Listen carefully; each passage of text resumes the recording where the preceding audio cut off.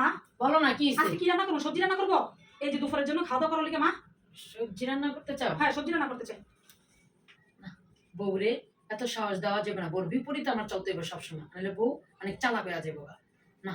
এই শোনো, এদিকে আসো। বলেন। আজকে ওই মাছ ভিজাও, আজকে মাছ খাবো, সবজি টবজি ভালো লাগে না। মাছ খাবে? হ্যাঁ হ্যাঁ আচ্ছা ঠিক আছে মা, তাহলে মাছ ভিজে ঠিক আছে, আজকের জন্য মাছ করো। আচ্ছা যাও।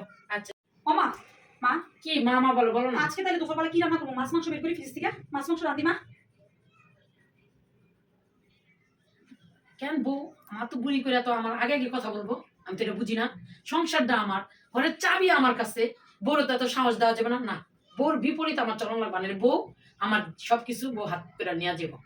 এই বউ এদিকে আসো। জি মা বলেন। আজকে শুধু ডাল আর আলু ভর্তা করবা, আর একটা ভাজি করবা, আর কিছু করবা না।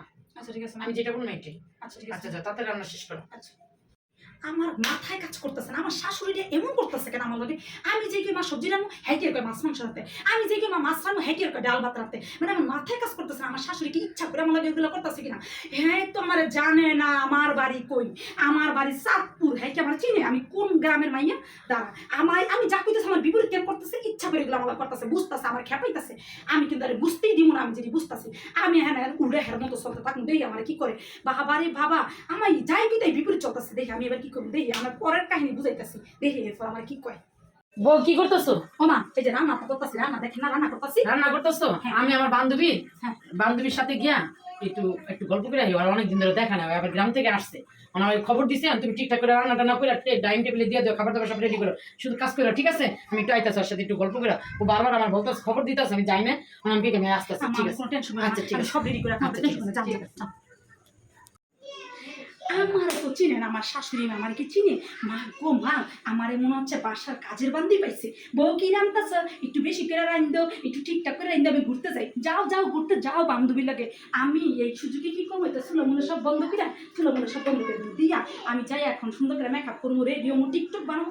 আবার যে কলিগুলো চাপতেও দৌড়ে রান্না করাইছে। আম্মা গ্যাস ছিল না তখন রাঁধতে পারিনি। আমার তো আমার শাশুড়ি মা চিনে না, উনি যদি আগায় আগায় চলে গাছের, আমি চলি পাতায় পাতায় দেখামো ওনারে, কারণ উনি খালি আমার বিপরীতে চলে। আমি যা কই হেডে উল্ডারে, আমি যা কই তাই উল্ডারে। আমি এখন এইবার দেখাবো। কি ব্যাপার বউ, টেবিলে যে কিছুই নাই? হ্যাঁ কিছুই তো রেডি করো না খাবার দাবার।